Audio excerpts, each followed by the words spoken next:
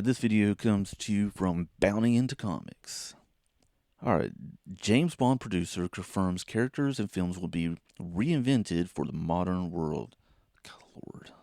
Modern world, I'm so sick and tired of all that. James Bond producer Barbara Broccoli, I almost said broccoli.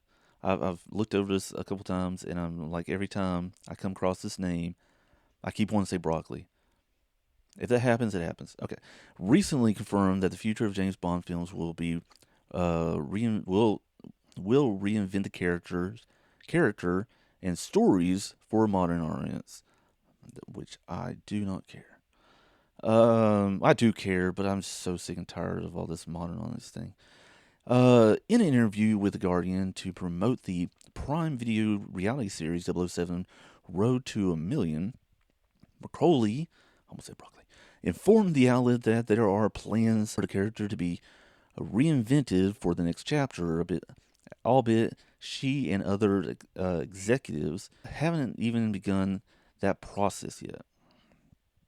The Guardian Tara Colin, I don't know, she added that the next film would have to reflect the way that the world has changed in the 2 decades since Craig was confirmed as the sixth 007, and pointed out that the Bond has often been reinvented.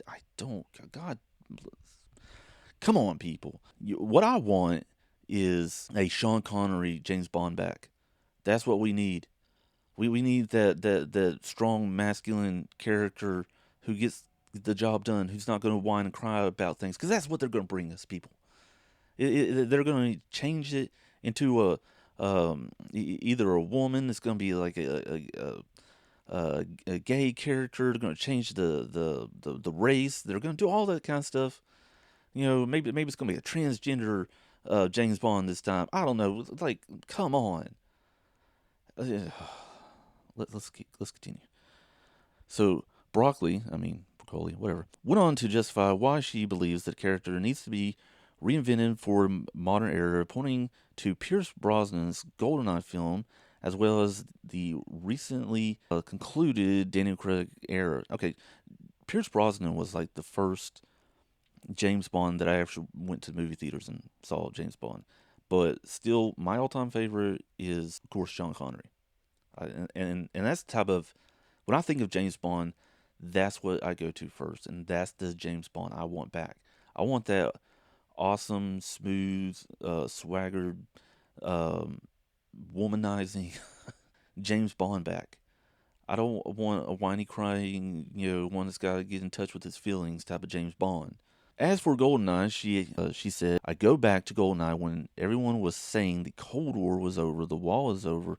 Bond is dead. No need for Bond. The whole world is at peace, and now there's no villains. And boy, was that wrong. Of course, you can always create new villains. You don't have to have this movie reflect whatever's going on in the modern day. There's always cool, fun spy stuff you could come up with. Anyway, let's go on. Colin, whatever person name is, don't skip on me like that. Also added that Coley informed her that modernization is necessary whenever a new actor plays the part. No, it's not. No, it's not. To that point, she discussed Craig's era of James Bond, noting that she and other Bond producers wanted to focus on what a 21st century hero would look like. A good hero, that's what it would look like. Daniel gave us the ability to mind the emotional, there we go, see, the emotional life of a character. And also, the world was ready for no, said broccoli again.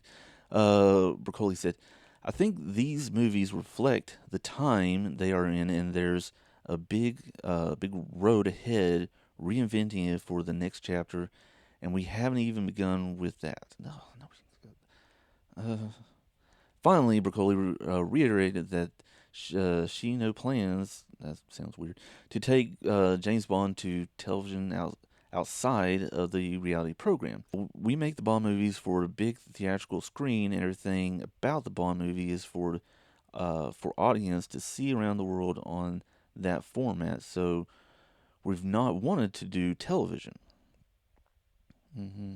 Mm-hmm. Sure. Mm-hmm. I don't really want James Bond for television, anyways. He needs to be this big movie production. Broccoli previously shared her plans for the future Bond films with an interview with Variety. I'm about to say Vanity for some reason. Variety back in September 2022. She informed the outlet that it's an evolution. Bond is evolving just as men are. No, we're not. I feel like a lot of men today are de-evolving and becoming more effeminate and everything, and it's just.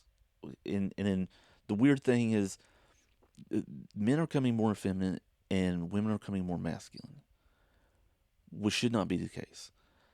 And part of that problem is Hollywood today. I could go on a whole rant. I'm not going to do that right now. I don't know who's evolving at a faster pace. Weird people in Hollywood. She had also already posted the idea that Craig's Bond figured out the emotional arc of Bond, saying the films over his tenure were the first time we really connected the emotional arc. See, there's more to that. Oh, it's just awful.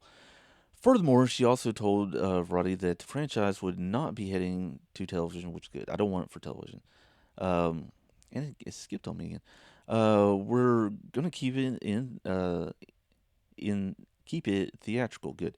We're not going to try. We're going to do it. It's a theatrical franchise. Exactly. It needs to stay that. That's one thing that they seem to understand. Posted according to all the other stuff. Anyways, the most recent James Bond film, No Time to Die, grossed just under 760 million globally, which was good for fourth on the top grossing films in 2021, behind Spider-Man: No Way Home,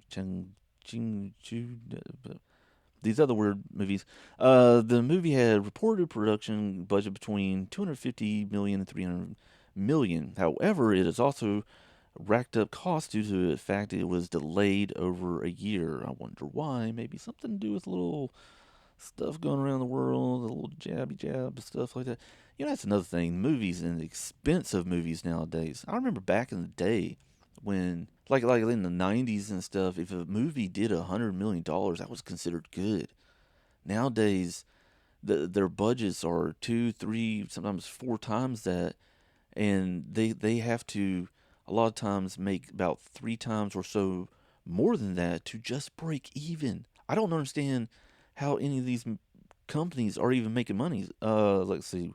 One report Variety claimed the film needed to make 900 million to break even. See, they needed to make 900 million to break even, and even that the movie lost around $100 million.